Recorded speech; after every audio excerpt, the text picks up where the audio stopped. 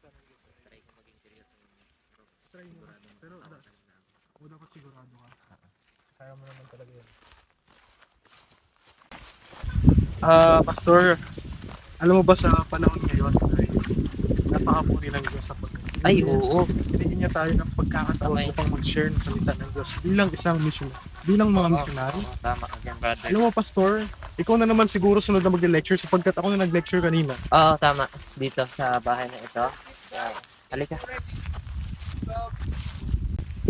Sino kaya itong bahay? May tao kaya rito? Hindi ko alam pero sana may tao kasi kailangan nilang makapakinig ng salita ng Diyos. Oo, tama.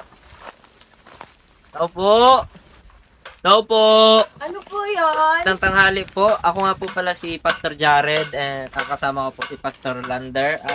Taga-PA po kami. Nais po sana namin ipabalita sa iyo ang nais ipabalita ng Panginoon. Meron po ba kayong oras para po ng ganito? Sandali lang po, tatawagin ko lang po yung mama ko. Nay! Tay! Ano? May tao po!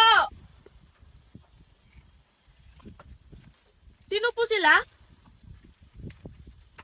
Pahali ka nga! Saglit, papunta na.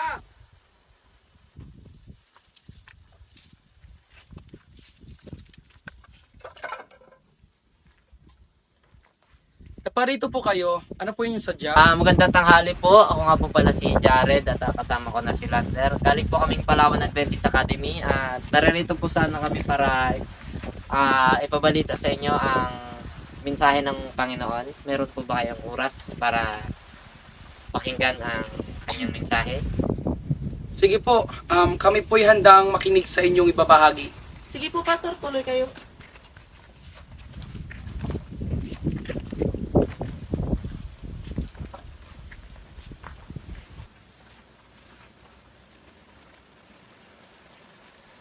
Magandang tanghali nga po. Kamusta po kayo? Okay lang, Pastor. So, bago tayo magsimula, tayo muna ay manalangin. Ama namin Diyos na mga pangyarihan ka po sa lahat. Sinasabi sa Biblia na dapat nating sundin ang kanyang 10 utos upang tayo ay mapunta sa kanyang kaharian at magkaroon ng buhay na walang hanggan. Inaanyayahan ko po si Pastor Lander na dahil meron lang siyang konting ibabahagi sa inyo. Maraming salamat, Pastor. At ako'y tinawag mo dito sa harapan. Magandang tanghali po sa ating lahat. At alam naman po natin na kung bakit po kami naririto sa inyong tahanan ay dahilan sa kailangan po namin mangaral ng salita ng Diyos. At sa panahon din po ito ay naghahanap po kami ng mga estudyante na maaaring ma-sponsoran at makapag-aral sa aming paaralan, ang Palawan Adventist Academy. Ano nga pong pangalan ng inyong anak? Paye po. May mga kapatid po ba siya? Wala po. Walang kapatid? Si Paye ay isang bata na kung saan may pagkakataon siya na makapag-aral sa aming paaralan. Papayag ba kayo na paaralin si Paye sa aming paaralan? Ang Palawan Adventist Academy ay isang paaralan kung saan ito'y nakakahubog ng mga estudyante. Sa totoo lang, marami ng mga tao ang nakapagtapos sa paaralan na ito na naging successful na tao. At sila rin ay isa sa mga naging pundasyon ng lipunan ng ating bansa. Meron ng mga naging inhenyero, doktor, nurse at marami pang iba. At ang Palawan Adventist Academy ay nag-o-offer sila ng edukasyon, hindi lamang edukasyon, kundi merong pinagsamang edukasyon at kaalaman tungkol sa Biblia. At ang Palawan Adventist Academy ay lugar kung saan nahuhubog ang mga tao, hindi lamang sa makamundong bagay, kundi sa mga salita ng Diyos at sa mga katuruan ni Jesucristo. At maaari po ba na magkaroon si Paye ng pagkakataon makapag-aral sa Palawan Adventist Academy? Payag po ba kayo? Kung maganda sa school na yun, anak, panawin natin natin. Kung inyo pong mamarapatin, bigyan niyo po sana kami ng sapat na panahon upang mapag-usapan po naming pamilya kung ano po pong magiging desisyon namin. Maraming salamat po sa inyong pakikinig at ngayon po ay dadako naman po kami sa ibang mga bahay upang pangaralan din po namin ng salita ng Diyos. At sa ulit, salamat po. Salamat po. Salamat po. Alis na po kami. Alis na po kami. Bye-bye.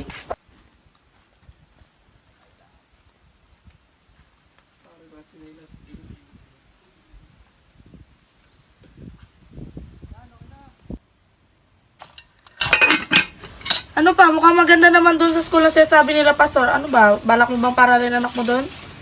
Tingin ko rin nga, maganda. Pero sana naisip mo man na kung may pera ba tayong ipapaaral sa ating anak? Sa ganong kagandang eskwelahan? Pero pa, nabanggit naman nila, Pastor, na meron namang mag-sponsor sa kanila para mabigay yung konting gastusin sa paralan. Paano ko nakakasigurado? Pero pa, pagbubutiin ko naman po, huwag po kayo mag-alala. Alam ko naman yun, na pagbubutihan mo ang pag-aaral mo. Pero sa akin lang, wala tayong perang ipapaaral sa'yo sa ganong kagandang eskwelahan. At sana maisip mo rin na mas kailangan ka namin dito sa bukid. At ano pa? Yun lang ba yung pangarap mo sa anak mo? Magtulong dito sa Bukirin? Hindi naman sa ganon. Sa akin lang, mas kailangan siya dito sa bukid. At isa pa, sasayangin lang oras sa eskwelahan. Sana maintindihan mo yun. Pa, pag-isipan mo mabuti ha. Una, pag doon natin siya pinaral, marami siya magiging kaibigan. Hindi lang tayo nakakasama niya. Pangalawa, mas mapapalapit siya sa Panginoon pag doon natin siya pinag-aral. So, pag-isipan mo mabuti pa.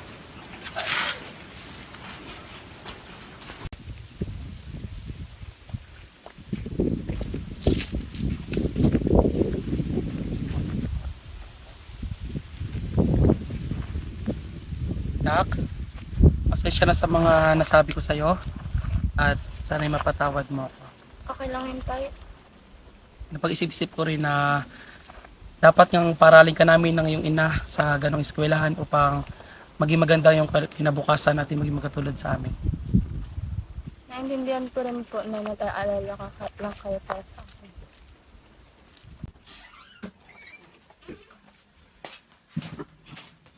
Nay, tay, punta na po ako ng school.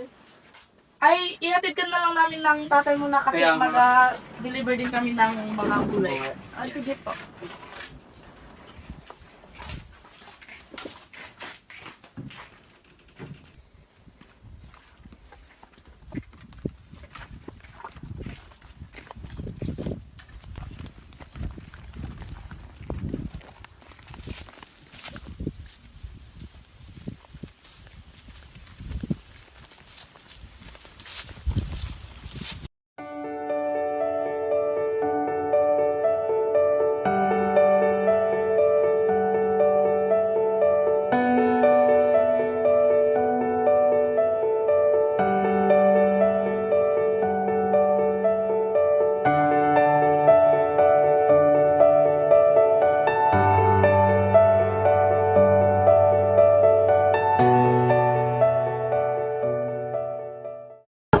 Handa ka na ba, anak?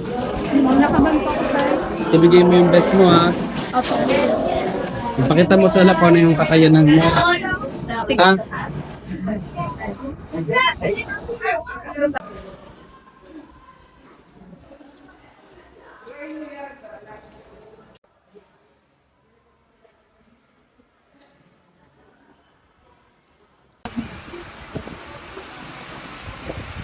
O anak, dito na pala yung room mo. Sige, mauna na ako. Sige po.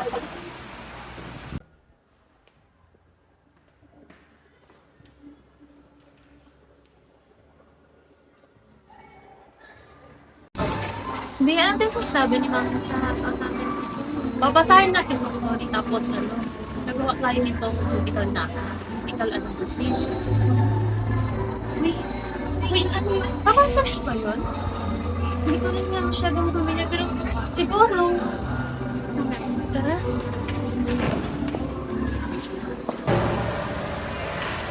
Hi! Hi! Bago study ka? Oo, transfer ko lang. Ay, ako nga pala si Ako naman sa Precious. Hi, ako nga pala si Fayet. Ilang taon ka na? 15.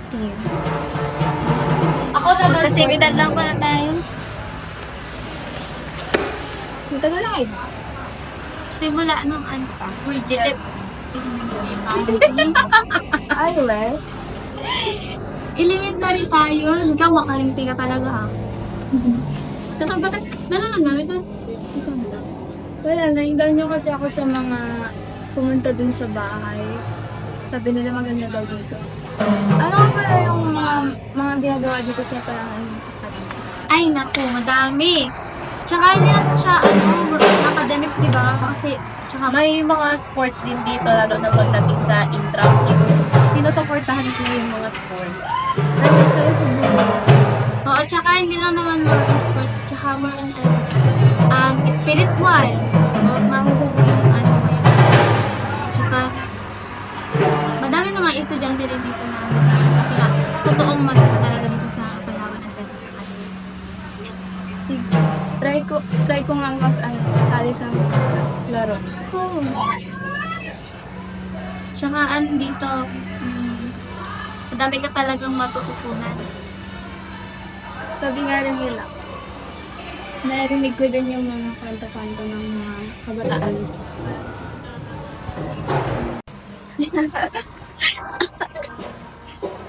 Wala pala ko. Sakto lang. Parang nagutuman. Hindi tayo makain. Tara. Ano ka lang? Ano pala akong alawan? Pwede ba yung ng phone? Sige, wait.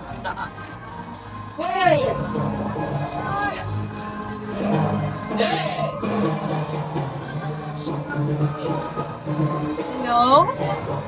Kumusta? Magsisend nga pala ako ng pera sa Gcash account mo. So, tuturuan na natin kita kung paano makash out yon. So, una, pumunta ka muna sa pinakamalapit na phone shop or tindahan dyan sa inyo. Kapag nasa tindahan ka, i-inform mo muna yung tindera na kakash out ka. Kapag nasabi mo na, hihingan ka nila ng phone number at tatanungin kung magkano yung amount na i-cash out mo. Kapag nabigay mo na yung phone number mo, pwede ka na mag-send ng pera doon or amount sa Gcash account nila. Ibibigay rin naman nila yung name at phone number.